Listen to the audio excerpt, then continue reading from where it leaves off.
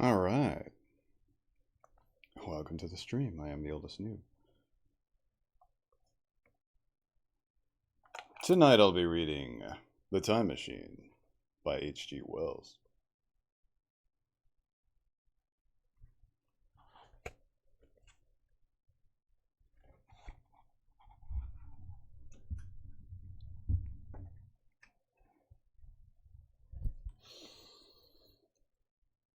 The time traveler, for so it will be convenient to speak of him, was expounding a recondite matter to us. His grey eyes shone and twinkled, and his usually pale face was flushed and animated. The fire burned brightly, and the soft radiance of the incandescent lights in the lilies of silver caught the bubbles that flashed and passed in our glasses. Our chairs, being his patents, embraced and caressed us rather than submitted to be sat upon, and there was that luxurious after-dinner atmosphere when thought roams gracefully free of the trammels of precision.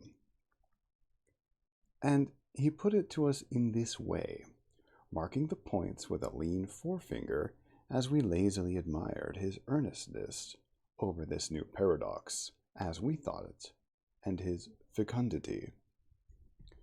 You must follow me carefully. I shall have to controvert one or two ideas that are almost universally accepted. The geometry, for instance, they taught you at school is founded on a misconception. Is not that a rather large thing to expect us to begin upon? Said Philby, an argumentative person with red hair. I do not mean to ask you to accept anything without reasonable ground for it. You will soon admit as much as I need from you. You know, of course, that a mathematical line, a line of thickness, nil, has no real existence. They taught you that. Neither has a mathematical plane. These things are mere abstractions. That is all right, said the psychologist. Nor, having only length, breadth, and thickness, can a cube have a real existence. There I object, said Philby. Of course a solid body may exist. All real things. So most people think. But wait a moment. Can an instantaneous cube exist? Don't follow you, said Philby. Can a cube that does not last for any time at all have a real existence? Philby became pensive. Clearly, the time traveler proceeded, any real body must have extension in 4 directions. It must have length, breadth, thickness, and duration. But through a natural infirmity of the flesh, which I will explain to you in a moment, we incline to overlook this fact. There are really 4 dimensions, 3 which we call the 3 planes of space, and a 4th, time. There is, however, a tendency to draw an unreal distinction between the former 3 dimensions and the latter, because it happens that our consciousness moves intermittently in one direction along the latter, from the beginning to the end of our lives. That, said a very young man, making spasmodic efforts to relight his cigar over the lamp, that very clear indeed. Now, it is very remarkable that this is so extensively overlooked, continued the time traveler, with a slight accession of cheerfulness. Really, this is what is meant by the 4th dimension, though some people who talk about the 4th dimension do not know they mean it. It is only another way of looking at time. There is no difference between time and any of the 3 dimensions of space, except that our consciousness moves along it. But some foolish people have got hold of the wrong side of that idea. You have all heard what they have to say about this 4th dimension. I have not, said the provincial mayor. It is simply this, that space, as our mathematicians have it, is spoken of as having 3 dimensions, which one may call length, breadth, and thickness, and is always definable by reference to 3 planes. each at right angles to the others. But some philosophical people have been asking why three dimensions particularly. Why not another direction at right angles to the other three? And have even tried to construct a four-dimension geometry. Professor Simon Newcomb was expounding this to the New York Mathematical Society only a month or so ago. You know how on a flat surface, which has only two dimensions, we can represent a figure of a three-dimensional solid, and similarly, they think that by models of three dimensions, they could represent one of four, if they could master the perspective of the thing. See? I think so, murmured the provincial mayor, and, knitting his brows, he lapsed into an introspective state, his lips moving as one who repeats mystic words. Yes, I think I see it now, he said after some time, brightening in a quite transitory manner.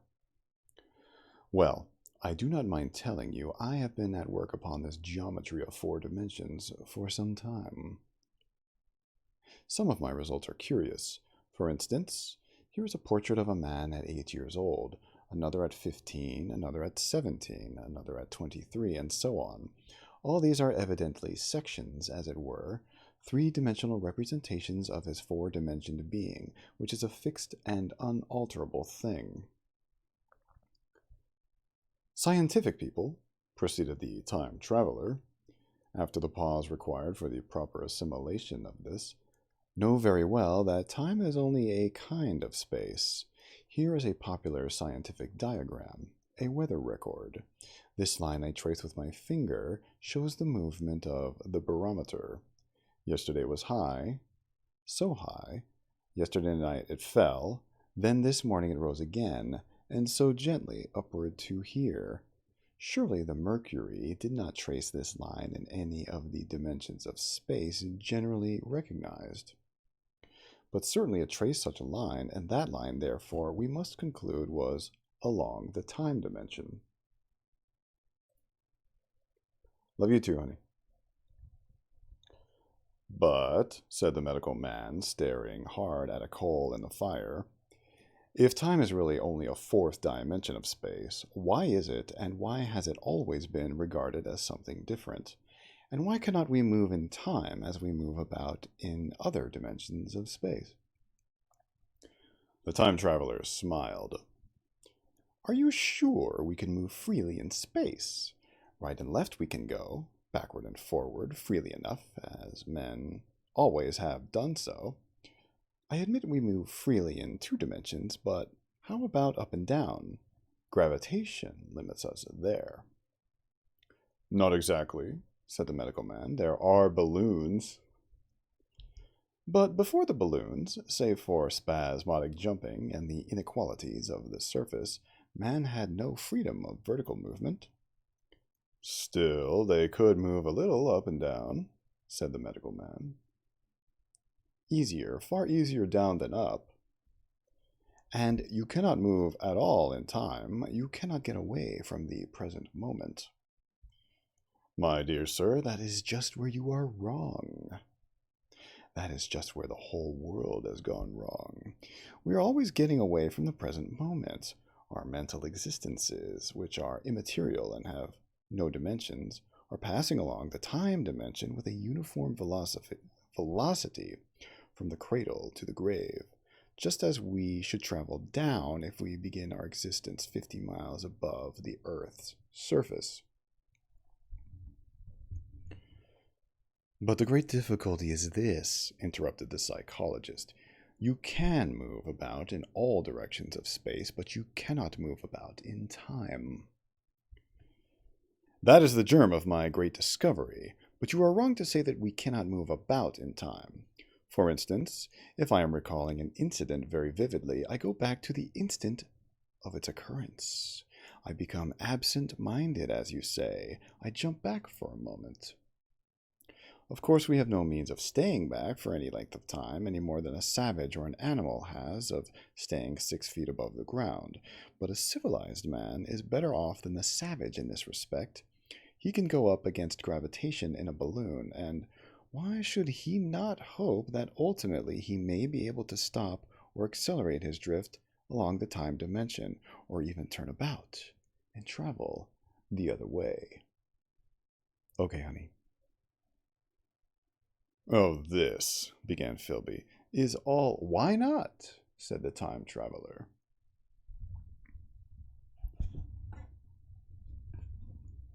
It's against reason, said Philby. What reason? Said the time traveler. You can show black as white by argument, said Philby, but you will never convince me. Possibly not, said the time traveler, but now you begin to see the object of my investigations into the geometry of 4 dimensions. Long ago, I had a vague inkling of a machine. To travel through time? Exclaimed the very young man. That shall travel indifferently in any direction of space and time, as the driver determines. Philby contented himself with laughter. But I have experimental verification, said the time traveler. It would be remarkably convenient for the historian, the psychologist suggested. One might travel back and verify the accepted account of the Battle of Hastings, for instance. Don't you think that would attract attention? Said the medical man. Our ancestors had no great tolerance for anachronisms. One might get one's Greek from the very lips of Homer and Plato, the very young man thought. In which case they would certainly plow you for the little go. The German scholars have improved Greek so much.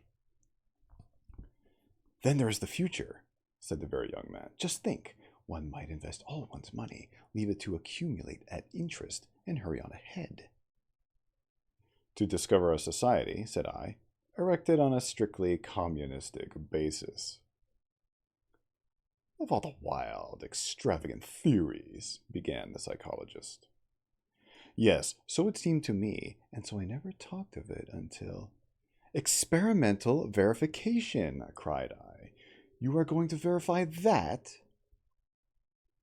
The experiment, cried Philby, who was getting brain weary. Let's see your experiment anyhow, said the psychologist, though it's all humbug, you know. The time traveler smiled round at us. Then, still smiling faintly and with his hands deep in his trouser pockets, he walked slowly out of the room, and we heard his slippers shuffling down the long passage to his laboratory. The psychologist looked at us. I wonder what he's got. Some sleight of hand trick or other, said the medical man, and Philby tried to tell us about a conjurer he had seen at Burslem, but before he had finished his preface, the time traveler came back, and Philby's anecdote collapsed. The thing the time traveler held in his hand was a glittering metallic framework, scarcely larger than a small clock, and very delicately made. There was ivory in it, and some transparent crystalline substance.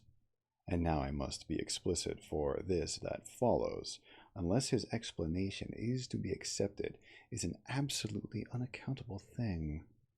He took one of the small octagonal tables that were scattered about the room and set it in front of the fire with 2 legs on the hearth rug. On this table he placed the mechanism. Then he drew up a chair and sat down. The only other object on the table was a small shaded lamp, the bright light of which fell upon the model. There were also perhaps a dozen candles about, 2 in brass candlesticks upon the mantel, and several in sconces, so that the room was brilliantly illuminated. I sat in a low arm-chair nearest the fire, and I drew this forward so as to be almost between the time traveler and the fireplace. Philby sat behind him, looking over his shoulder.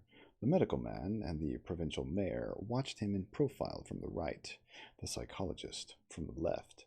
The very young man stood behind the psychologist. We were all on alert. It appears incredible to me that any kind of trick, however subtly conceived and however adroitly done, could have been played upon us under these conditions. The time traveler looked at us and then at the mechanism. Well, said the psychologist. Oh, thank you, Sam Kazes, and welcome.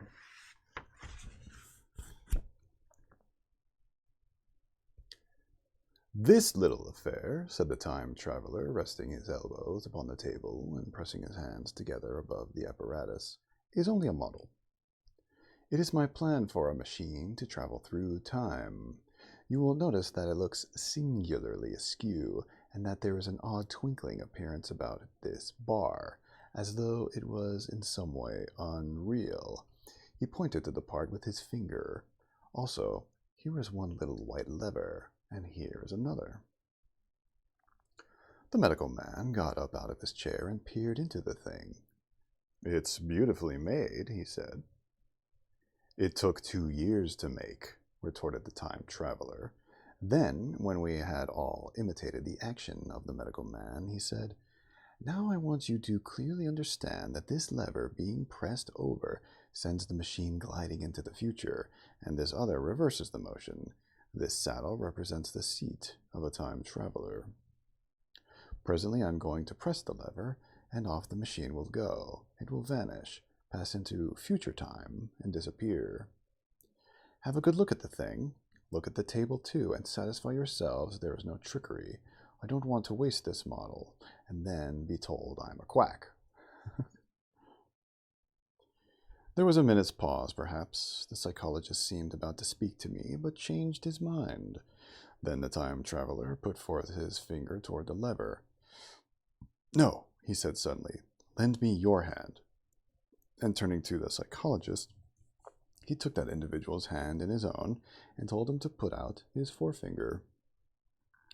So that it was the psychologist himself who sent forth the model time machine on its interminable voyage. We all saw the lever turn, and I am absolutely certain there was no trickery. There was a breath of wind, and the flame jumped. One of the candles on the mantel was blown out, and the little machine suddenly swung round, became indistinct, was seen as a ghost for a second perhaps, as an eddy of faintly glittering brass and ivory, and was gone, vanished. Save for the lamp, the table was bare. Everyone was silent for a moment. Then Philby said he was damned. The psychologist recovered from his stupor and suddenly looked under the table. At that, the time traveler laughed cheerfully. Well, he said with a reminiscence of the psychologist. Then, getting up, he went to the tobacco jar on the mantel and with his back to us began to fill his pipe. We stared at each other. Look here, said the medical man. Are you in earnest about this? Do you seriously believe that that machine has traveled into time? Certainly, said the time traveler, stooping to light a spill at the fire. Then he turned, lighting his pipe, to look at the psychologist's face. The psychologist, to show that he was not unhinged, helped himself to a cigar and tried to light it uncut. What is more, I have a big machine nearly finished, in there. He indicated his laboratory. And when that is put together, I mean to have a journey on my own account. You mean to say that that machine has traveled into the future? Said Philby. Into the future or the past, I don't for certain know which. After an interval, the psychologist had an inspiration. It must have gone into the past if it has gone anywhere, he said. Why? Said the time traveler. Because I presume that it has not moved in space, and if it traveled into the future, it would still be here all this time, since it must have traveled through this time. But, I said, if it traveled into the past, it would have been visible when we came first into this room, and last Thursday when we were here, and the Thursday before that, and so forth. Serious objections, remarked the provincial mayor, with an air of impartiality, turning towards the time traveler. Not a bit, said the time traveler, and, to the psychologist, you think. You can explain that. It's presentation below the threshold, you know. Diluted presentation. Of course, said the psychologist, and reassured us. That's a simple point of psychology. I should have thought of it. It's plain enough and helps the paradox delightfully. We cannot see it, nor can we appreciate this machine any more than we can the spoke of a wheel spinning or a bullet flying through the air. If it is traveling through time 50 times or 100 times faster than we are, if it gets through a minute while we get through a second, the impression it creates will, of course, be the only 1/50th or 100th of what it would make if it were not traveling in time. That's plain enough. He passed his hand through the space in which the machine had been. You see? He said, laughing. We sat and stared at the vacant table for a minute or so. Then the time traveler asked us what we thought of it all. It sounds plausible enough tonight, said the medical man, but wait until tomorrow. Wait for the common sense of the morning. Would you like to see the time machine itself? Asked the time traveler. And therewith, taking the lamp in his hand, he led the way down the long, drafty corridor to his laboratory. I remember vividly the flickering light, his queer, broad head and silhouette, the dance of the shadows, how we all followed him, puzzled but incredulous, and how there in the laboratory we beheld a larger edition of the little mechanism which we had seen vanish from before our eyes. Parts were of nickel, parts of ivory, parts had certainly been filed or sawn out of rock crystal. The thing was generally complete, but the twisted crystalline bars lay unfinished upon the bench beside some sheets of drawings, and I took one up for a better look at it. Quartz, it seemed to be. Look here, said the medical man. Are you perfectly serious, or is this a trick like that ghost you showed us last Christmas?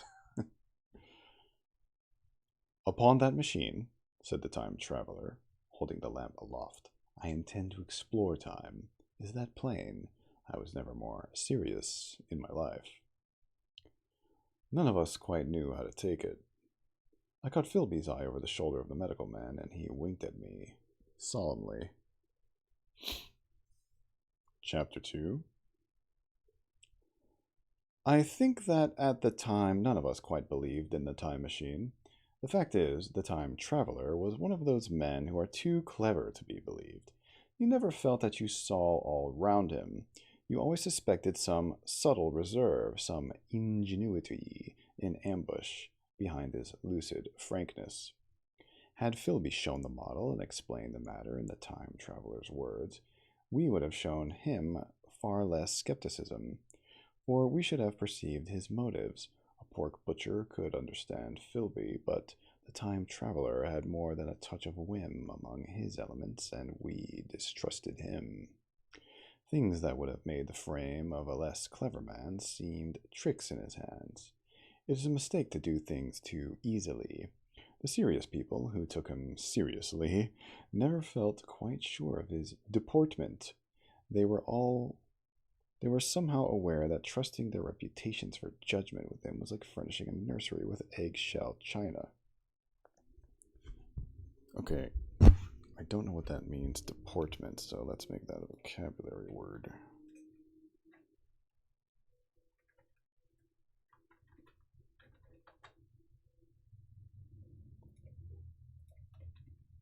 Deportment, definition. A person's behavior or manners. Okay, deportment.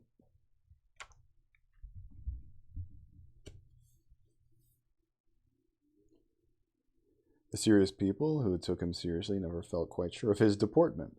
They were somehow aware that trusting their reputations for judgment with him was like furnishing a nursery with egg, shell, china. So I don't think any of us said very much about time traveling in the interval between that Thursday and the next, though its odd potentialities ran no doubt in most of our minds.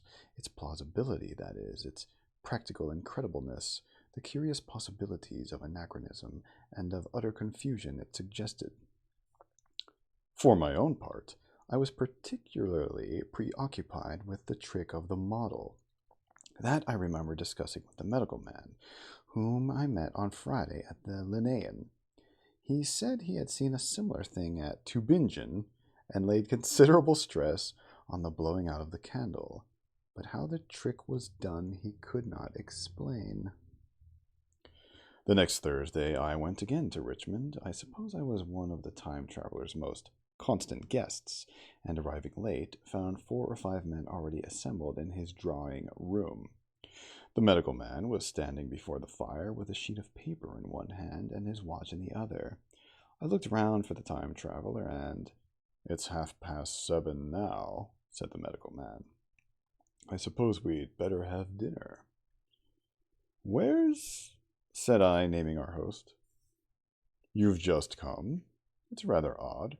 He's unavoidably detained. He asks me in this note to lead off with dinner at 7 if he's not back. Says he'll explain when he comes." "It seems a pity to let the dinner spoil," said the editor of a well-known daily paper, and thereupon the doctor rang the bell. The psychologist was the only person besides the doctor and myself who had attended the previous dinner. The other men were blank, the editor aforementioned, a certain journalist, and another a quiet, shy man with a beard, whom I didn't know, and who, as far as my observation went, never opened his mouth all evening. There was some speculation at the dinner table about the time traveler's absence, and I suggested time traveling in a half-jocular spirit. The editor wanted that explained to him, and the psychologist volunteered a wooden account of the ingenious paradox and trick we had witnessed that week. It was in the midst of his exposition when the door from the corridor opened, slowly and without noise. I was facing the door and saw it first. "Hello," I said, "at last," and the door opened wider, and the time traveler stood before us. I gave a cry of surprise. "Good heavens, man, what's the matter?" cried the medical man who saw him next, and the whole tableful turned towards the door. He was in amazing plight. His coat was dusty and dirty, and smeared with green down the sleeves, his hair disordered, and, as it seemed to me, grayer, either with dust and dirt or because its color had actually faded. His face was ghastly pale, his chin had a brown cut on it, cut half-healed. His expression was haggard and drawn, as by intense suffering. For a moment he hesitated in the doorway, as if he had been dazzled by the light. Then he came into the room. He walked with just such a limp as I have seen in foot-store tramps. We stared at him in silence, expecting him to speak. He said not a word, but came painfully to the table and made a motion towards the wine. The editor filled a glass of champagne and pushed it towards him. He drained it, and it seemed to do him good, for he looked round the table, and the ghost of his old smile flickered across his face. "What on earth have you been up to, man?" said the doctor. The time traveler did not seem to hear. "Don't let me disturb you," he said with a certain faltering articulation. "I'm all right."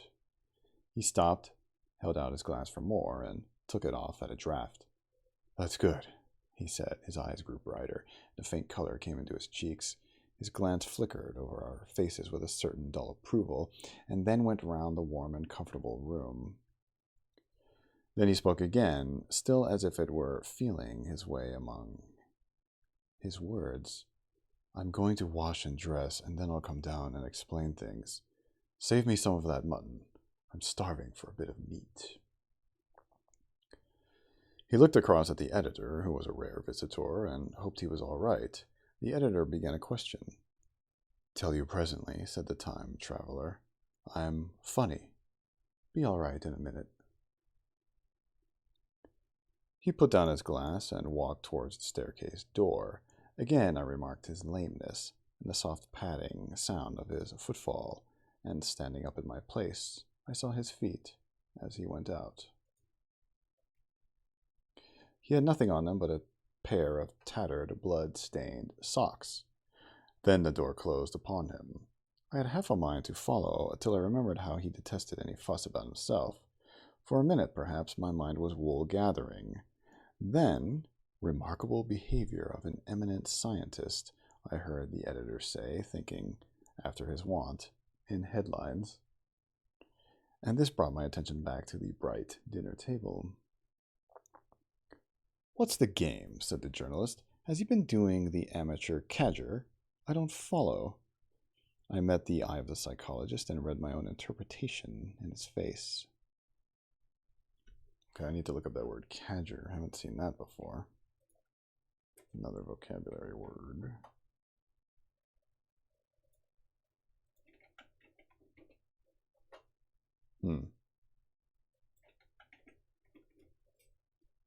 Cadger definition. A person who tries to get something from someone else without paying for it. Watch out, he's a cadger who will borrow anything you have and never return it. Got it.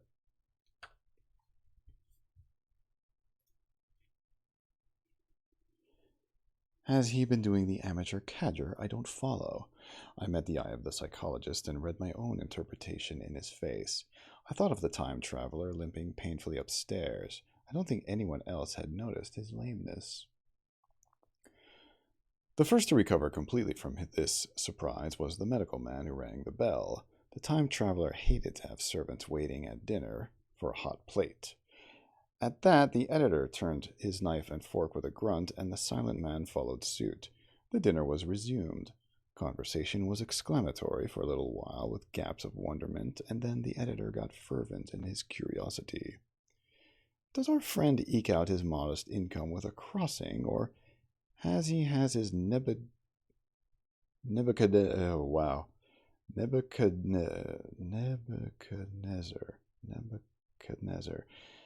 That's the name of the ship in the Matrix. Nebuchadnezzar. Okay, let's try that again. Or has he had his Nebuchadnezzar phases? We gotta look that up. And I'll show you why it's so hard to pronounce, if you don't already know. Nebuchadnezzar.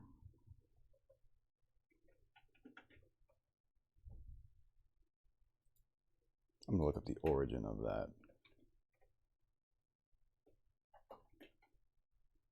Nebuchadnezzar definition. Oh, a very large wine bottle equivalent in capacity to about 20 regular bottles. That's not the origin, though. Nebuchadnezzar. Nebuchadnezzar.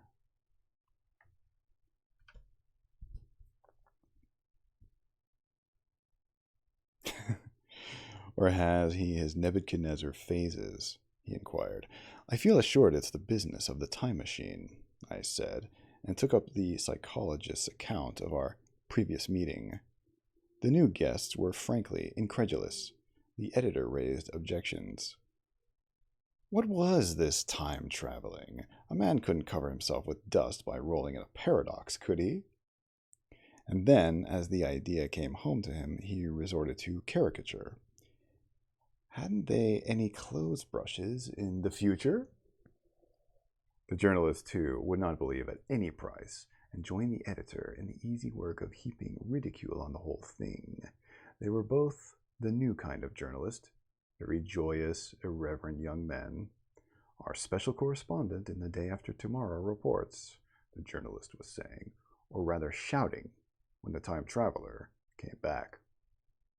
He was dressed in ordinary evening clothes, and nothing save his haggard look remained of the change that had startled me. I say, said the editor hilariously, these chaps here say you have been traveling into the middle of next week. Tell us all about your little Roseberry, will you? What will you take for the lot? The time traveler came to the place reserved for him without a word. He smiled quietly in his old way. Where's my mutton? He said. What a treat it is to stick a fork into meat again. Story! Cried the editor. Story be damned, said the time traveler. I want something to eat. I won't say a word until I get some peptone into my arteries. Thanks, and the salts. One word, said I. Have you been time traveling? Yes, said the time traveler, with his mouth full, nodding his head. "I'd give a shilling a line for a verbatim note," said the editor. The time traveler pushed his glass toward the silent man and rang it with his fingernail, at which the silent man, who had been staring at his face, started convulsively and poured him wine. The rest of the dinner was uncomfortable. For my own part, sudden questions kept on rising to my lips, and I dare say it was the same with the others. The journalist tried to relieve the tension by telling anecdotes of Hetty Potter. The time traveler devoted his attention to his dinner and displayed the appetite of a tramp. The medical man smoked a cigarette and watched the time traveler through his eyelashes. The silent man seemed even more clumsy than usual and drank champagne with regularity and determination out of sheer nervousness. At last the time traveler pushed his plate away and looked round us. "I suppose I must apologize," he said. "I was simply starving. I've had a most amazing time." He reached out his hand for a cigar and cut the end. "But come into the smoking room. It's too long a story to tell over greasy plates." And ringing the bell in passing, he led the way into the adjoining room. "You have told blank and dash and chose about the machine," he said to me, leaning back in his easy chair and naming the three new guests. "But the thing's a mere paradox," said the editor. "I can't argue tonight. I don't mind telling you the story, but I can't argue. I will," he went on, "tell you the story of what has happened to me, if you like, but you must refrain from interruptions. I want to tell it badly. Most of it will sound like lying. So be it. It's true, every word of it, all the same. I was in my laboratory at 4 o'clock, and since then I've lived 8 days. Such days as no human being ever lived before. I'm nearly worn out, but I shan't sleep until I've told this thing over to you. Then I shall go to bed. But no interruptions, is that agreed?" "Agreed," said the editor, and the rest of us echoed, "Agreed." And with that the time traveler began his story as I have set it forth. He sat back in his chair at first and spoke like a weary man. Afterwards he got more animated. In writing it down, I feel with only too much keenness the inadequacy of pen and ink, and above all, my own inadequacy to express its quality.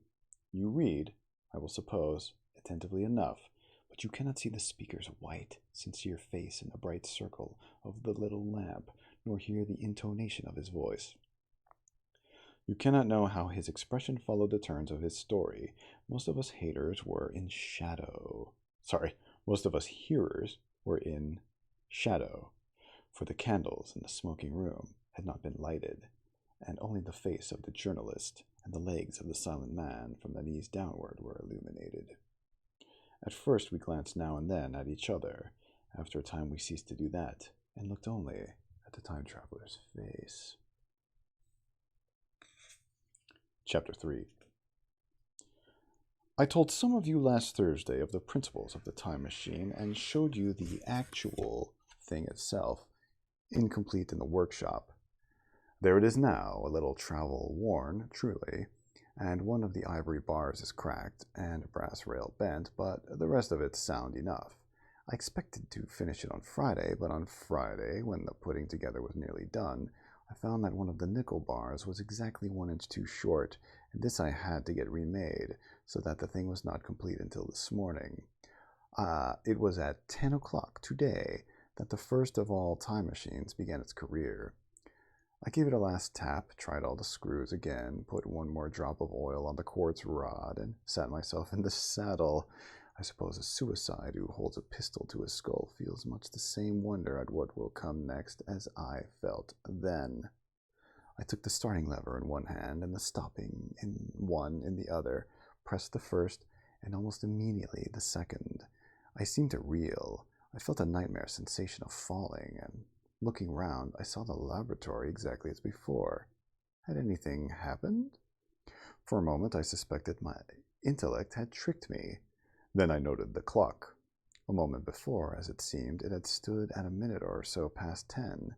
Now it was nearly 3:30. I drew a breath, set my teeth, gripped the starting lever with both hands, and went off with a thud. The laboratory got hazy and went dark. Mrs. Watchett came in and walked, apparently without seeing me, towards the garden door.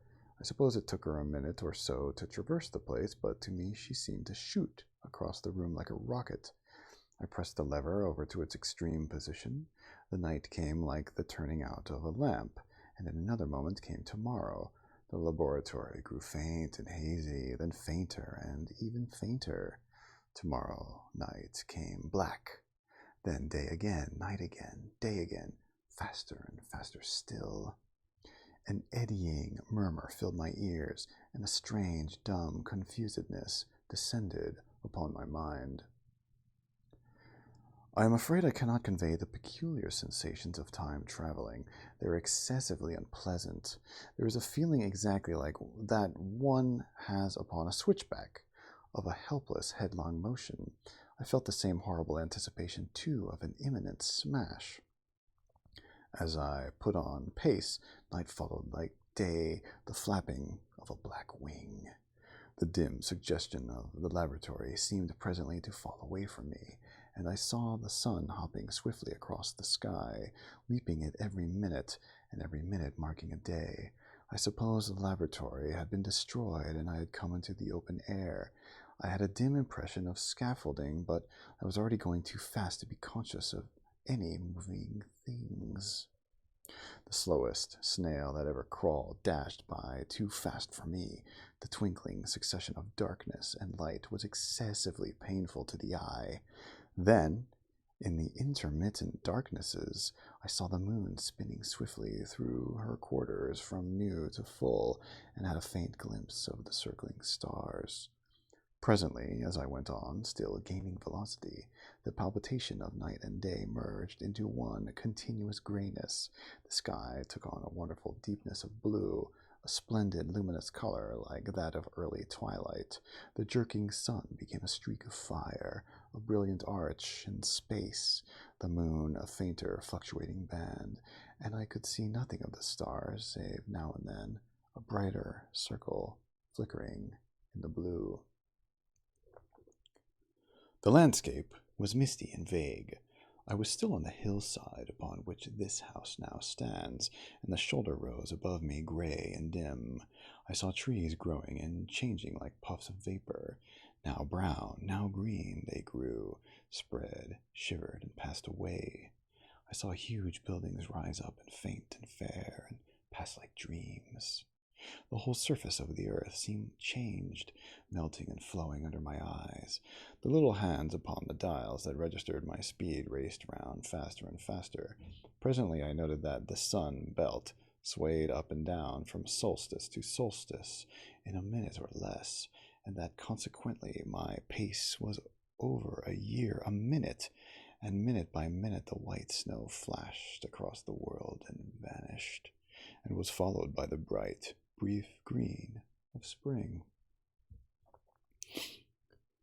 The unpleasant sensations of the start were less poignant now. They merged at last into a kind of hysterical exhilaration.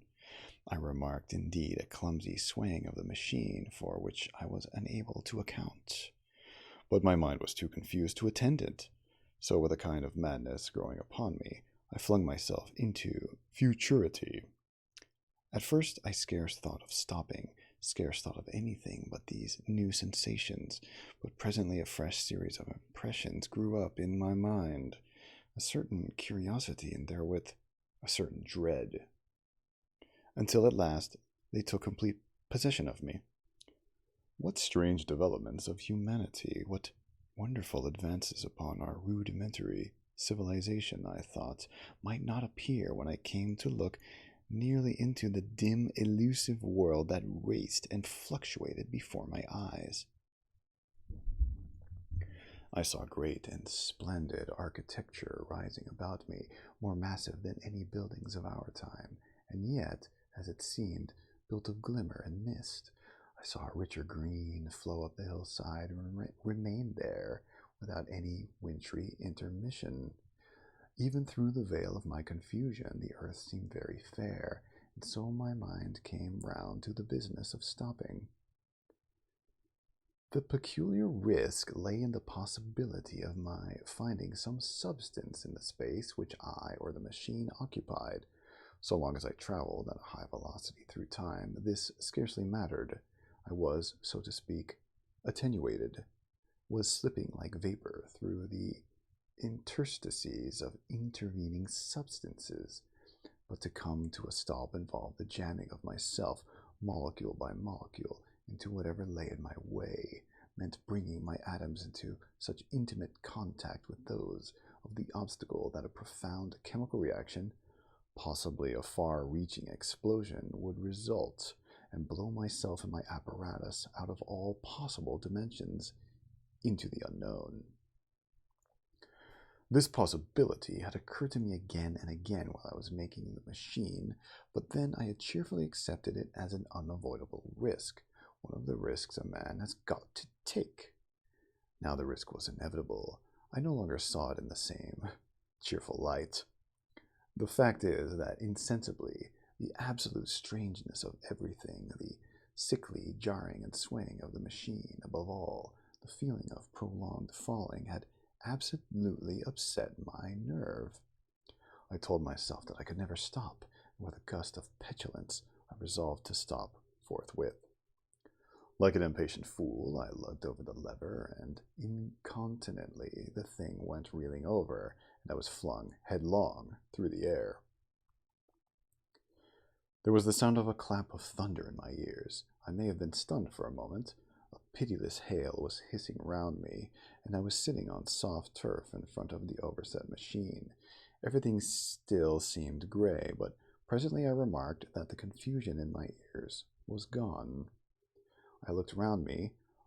I was on what seemed to be a little lawn in a garden, surrounded by rhododendron bushes, and I noticed that their mauve and purple blossoms were dropping in a shower under the beating of hailstones. The rebounding, dancing hail hung in a cloud over the machine and drove along the ground like smoke. In a moment I was wet to the skin. "Fine hospitality," said I, to a man who has traveled innumerable years, "to see you." "Oh, thank you, Johnny, and welcome." Presently I thought what a fool I was to get wet. I stood up and looked round me.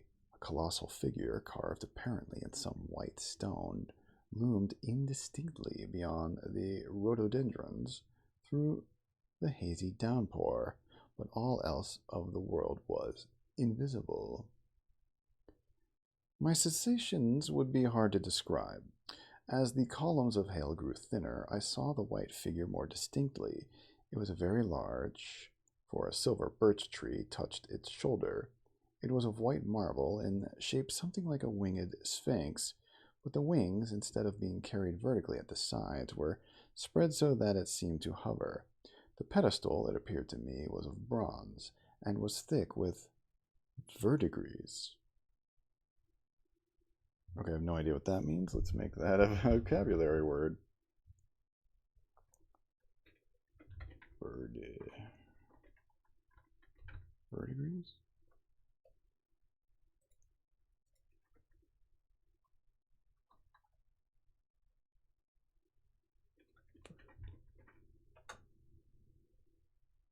Verdigris? Wait.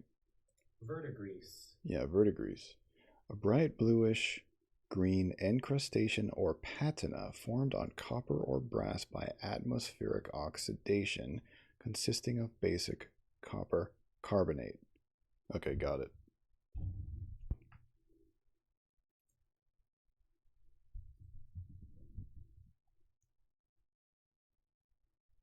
The pedestal, it appeared to me, was of bronze, and was thick with verdigris. It chanced that the face was towards me, the sightless eyes seemed to watch me, there was the faint shadow of a smile on the lips. It was greatly weather-worn, and that imparted an unpleasant suggestion of disease. I stood looking at it for a little space, half a minute perhaps, or half an hour. It seemed to advance and to recede as the hail drove before it denser or thinner. At last I tore my eyes from it for a moment and saw that the hail curtain had worn threadbare, and that the sky was lightening with the promise of the sun. I looked up again at the crouching white shape, and the full temerity of my voyage came suddenly upon me. What might appear when that hazy curtain was altogether withdrawn? What might not have happened to men? What if cruelty had grown into a common passion? What if in this interval the race had lost its manliness and had developed into something inhuman, unsympathetic, and overwhelmingly powerful? I might seem some old world savage animal, only the more dreadful and disgusting for our common likeness, a foul creature to be incontinently slain. Already I saw other vast shapes, huge buildings with intricate parapets and tall columns with a wooded hillside dimly creeping in upon me through the lessening storm. I was seized with a panic fear. I turned frantically to the time machine and strove hard to readjust it. As I did so, the shafts of the sun smote through the thunderstorm. The great downpour was swept aside and vanished like the trailing garments. The trailing garments of a ghost. Above me, in the intense blue of the summer sky, some faint brown shreds of cloud whirled into nothingness. The great buildings about me stood out clear and distinct, shining with the wet of the thunderstorm, and picked out in white by the unmelted hailstones piled along their courses. I felt naked in a strange world. I felt as perhaps a bird may feel in the clear air, knowing the hawk wings above, and will swoop. My fear grew to frenzy. I took a breathing space, set my teeth, and again grappled fiercely, wrist and knee, with the machine. It gave under my desperate onset and turned over. It struck my chin violently. One hand on the saddle, the other on the lever, I stood panting heavily, in attitude to mount again. But with this recovery of a prompt retreat, my courage recovered. I looked more curiously and less fearfully at this world of the remote future. In a circular opening high up in the wall of the nearer house, I saw a group of figures clad in rich, soft robes. They had seen me, and their faces were directed towards me. Then I heard voices approaching me. Coming through the bushes by the white sphinx were the heads and shoulders of men running. One of these emerged in a pathway leading straight to the little lawn upon which I stood with my machine. He was a slight creature, perhaps 4 feet high, clad in a purple tunic, girdled at the waist with a leather belt. Sandals or buskins, I could not clearly distinguish which, were on his feet. His legs were bare to the knees, and his head was bare. I don't know what buskins are. Let me look that up.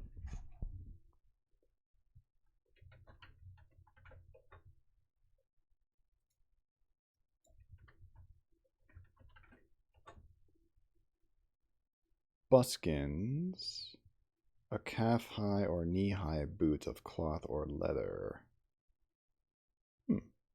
Got it.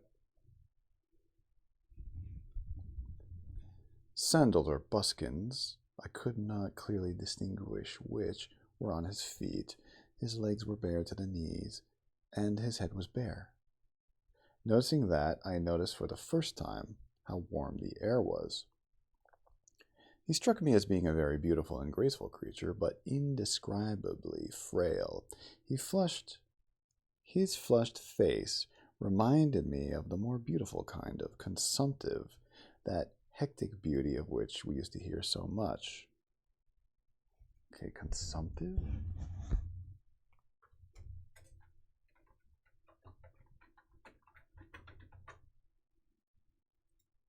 Some kind of consumptive.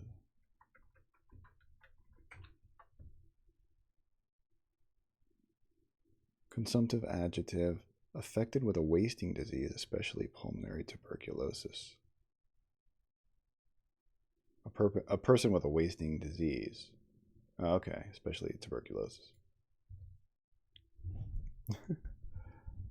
Okay, let's try that again. His flushed face reminded me of the more beautiful kind of consumptive, that hectic beauty of which we used to hear so much. At the sight of him, I suddenly regained confidence. I took my hands from the machine. Well, that's the end of chapter 3, so I'm going to stop there because it's getting late.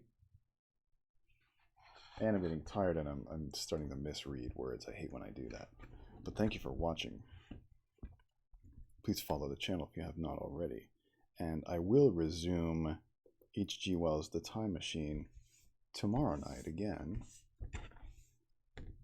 at 11 p.m. Pacific Time. Now, get some rest, guys. Good night.